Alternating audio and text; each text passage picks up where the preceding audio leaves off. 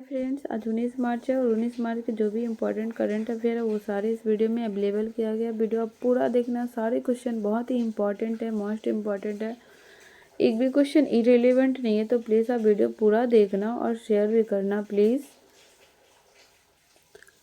Question number 1 है, हाल ही में अनुसंधान संस्थाओं, अनुसंधान, शिक्षा और प्रशिक्षण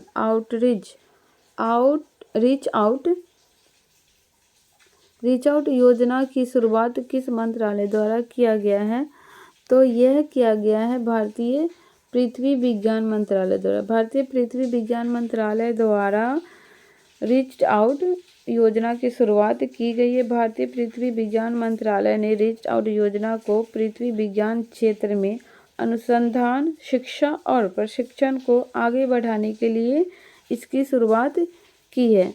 इसके अलावा कुछ इधर करंट अफेयर है इम्पॉर्टेंट, हाल ही के जो सारे इम्पॉर्टेंट है। नरेंद्र मोदी ने नई दिल्ली में बांस क्षेत्र विकास पर कार्यशाला का उद्घाटन किया है। अफगानिस्तान पर मध्य एशिया ZW समूह की पहली बैठक भारत में आयोजित हुई है। योसांग उत्सव मणिपुर में शुरू हुआ है। यूपी इंडियन ने फार्मा फेयर IFF के 8वें संस्करण की मेजबानी करेगा। ECI ने चुनावी अखंडता पर तीसरे अंतर्राष्ट्रीय सम्मेलन की मेजबानी की है। क्वेश्चन नंबर 2 है, हाल ही में लिखे पुस्तक the Vipin man behind the uniform के लेखक कौन है? तो इसके लेखक हो जाएंगे Rachna Biswas Rawat. Vipin the man behind the uniform के लेखक हैं। ये पुस्तक बिस्वास रावत और एक पत्रकार द्वारा विपिन यूनिफॉर्म के पीछे छिपा इंसान नामक एक किताब लिखा गया है। इस किताब का प्रकाशन पेंगुइन विट द्वारा किया गया है और यह बुक किस पे आधारित है? तो जनरल बिपिन रावत की जीवनी पे आधारित है। ये वो बुक है आपका।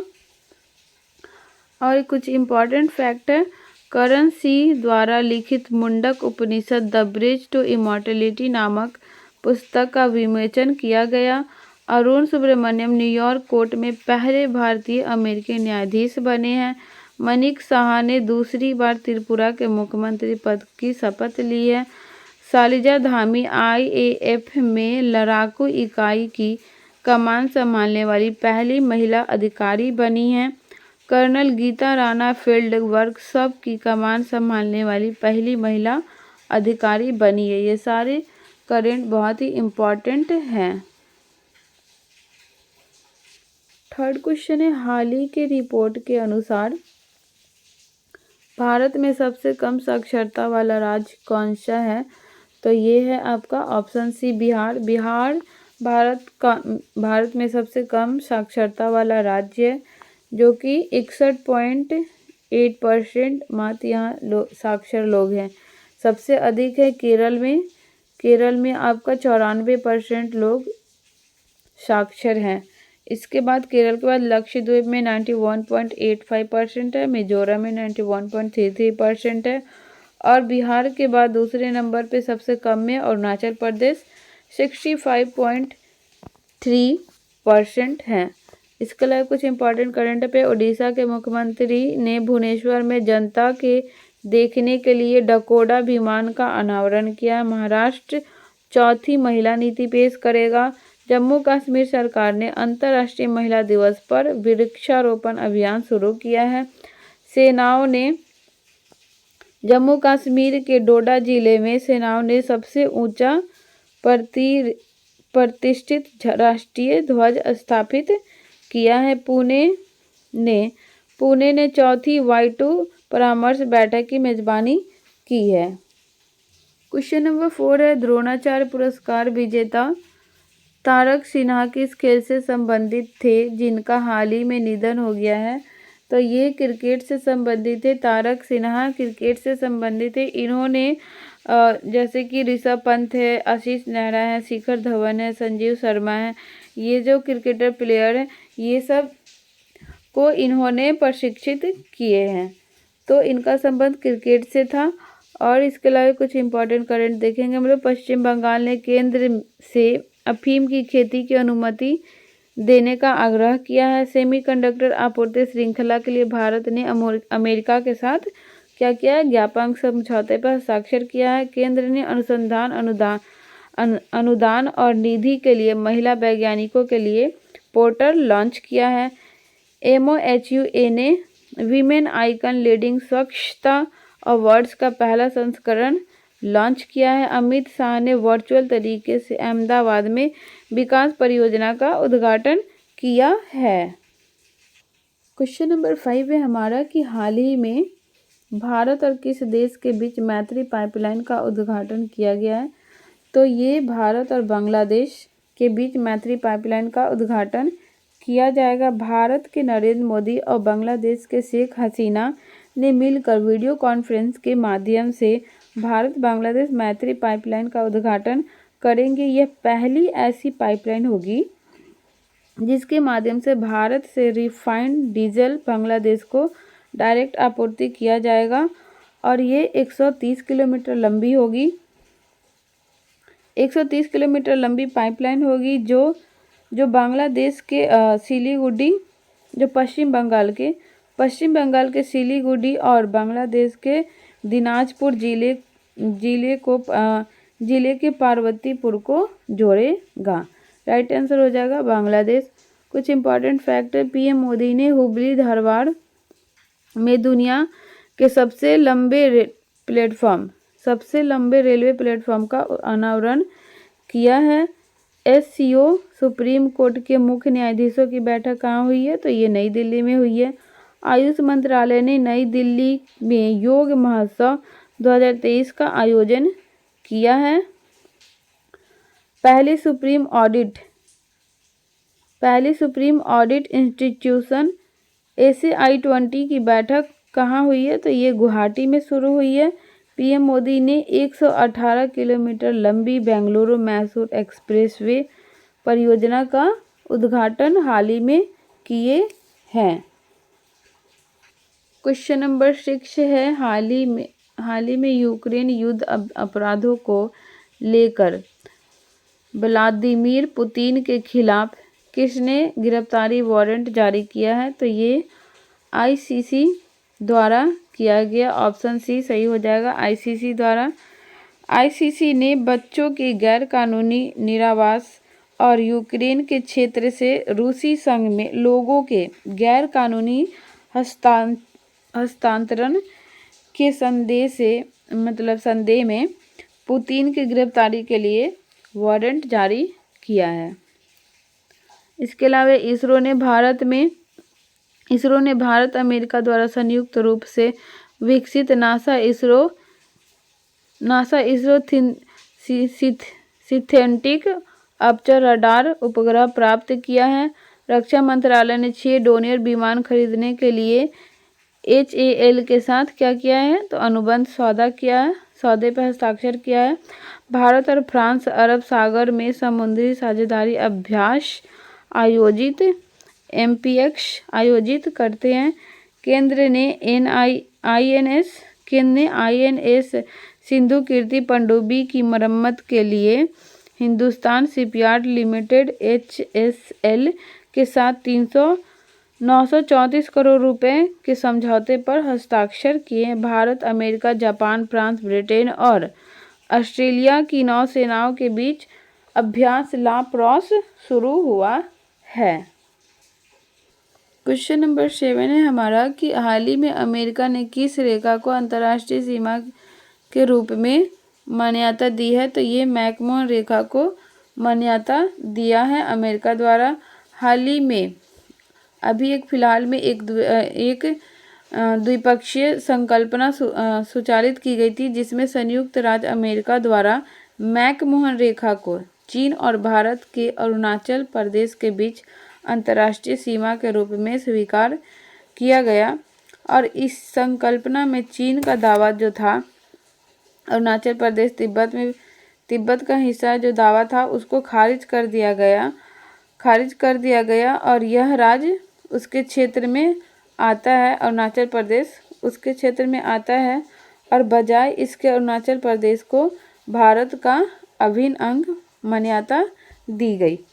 मैकमोहन रेखा पूर्वी क्षेत्र में चीन और भारत के बीच वास्तविक सीमा के रूप में काम करती है। यह विशेष रूप से भारत के अरुणाचल प्रदेश और तिब्बत के बीच सीमा का प्रतिनिधित्व करती है। इसके पश्चिम में भूटान और पूर्व में म्यांमार है।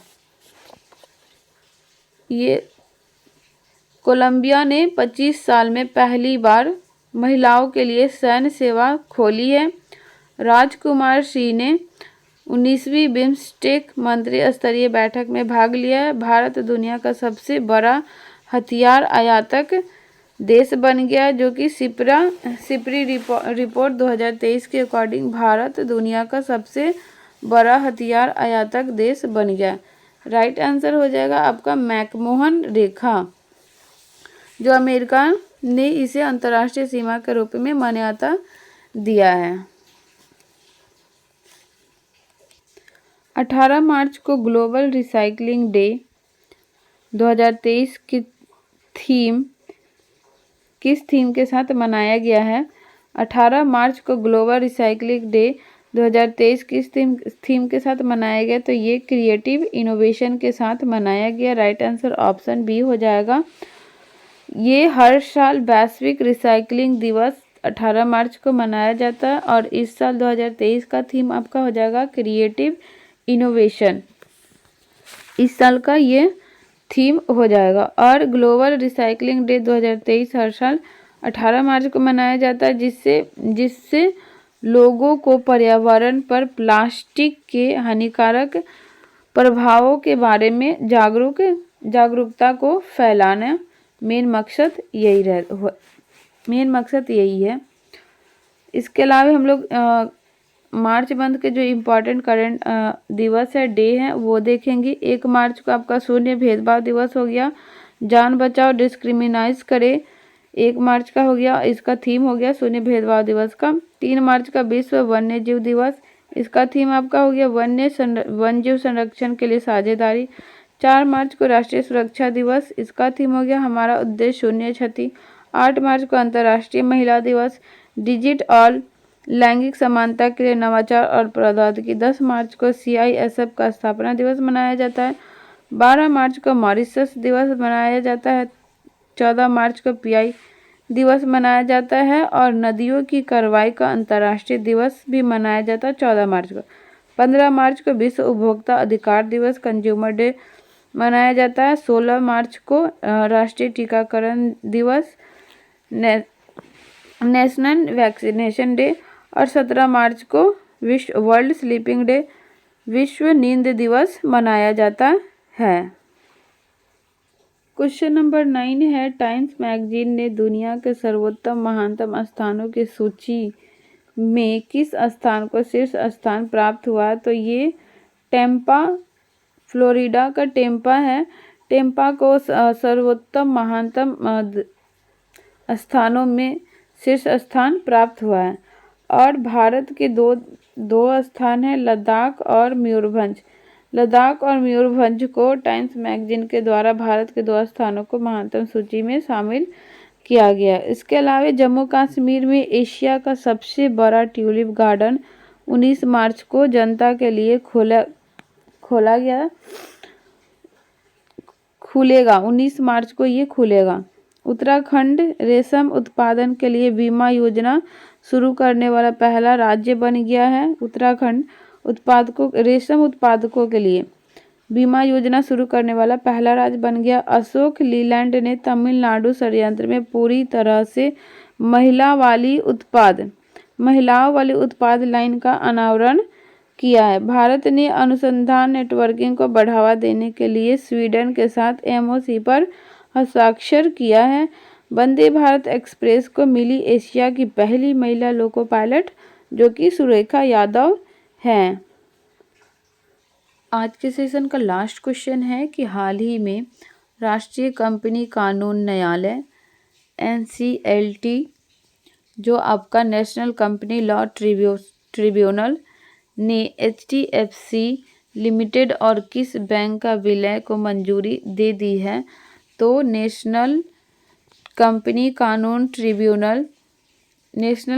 लॉ ट्रिब्यूनल ने HDFC लिमिटेड और HDFC लिमिटेड कंपनी और HDFC बैंक को आपस में विलय को मंजूरी दे दी गई है। यह जो विलय है सबसे बड़ा विलय होगा और यह विलय भारत की सबसे बड़ी हाउसिंग फाइनेंस कंपनी को देश की सबसे बड़ी निजी बैंक के साथ जोड़कर एक विशाल बैंकिंग ATT बनेगा। इसके अलावा HDFC लिमिटेड का संस्थापक कौन थे? तो ये हसमुख भाई पारखे थे और इसकी स्थापना 1977 ईस्वी में हुई थी HDFC लिमिटेड की। इसका मुख्यालय कहाँ है? तो आपका मुंबई में इसका मुख्यालय है। इसके अलावा है कि IDFC म्यूचुअल फंड ने खुद को बंधन बैंक के रूप में रिवॉर्ड किया है। कोटक महिंद्रा AMC ने सिल्वर ETF फंड लॉन्च किया है कोटक महिंद्रा द्वारा। सूर्योदय लघु वित्त बैंक ने ब्लॉसम महिला बचत खाता लॉन्च किया है। किसने किया? ब्लॉसम महिला बचत खाता, तो ये सूर्योदय लघु वित्त बैंक ने किया। फरवरी 2023 में भारत की खुदरा मुद्रास्फीति गिरकर कितने % हो गई है? तो 6.44% हो गई है। फरवरी में थोक मुद्रास्फीति 2 साल के निचले स्तर 3.88% पर आ गई है। RBI ने 18 देशों के बैंकों को रुपए में व्यापार करने की अनुमति दे दी है। RBI ने 18 देशों को रुपए में व्यापार करने की अनुमति दे दी है। तो आज का सेशन आपको कैसा लगा प्लीज़ कमेंट में बताएं और वीडियो प्लीज़ शेयर भी कीजिए। देखने के लिए बहुत बहुत धन्यवाद आपका। Thank you so much. Bye, take care.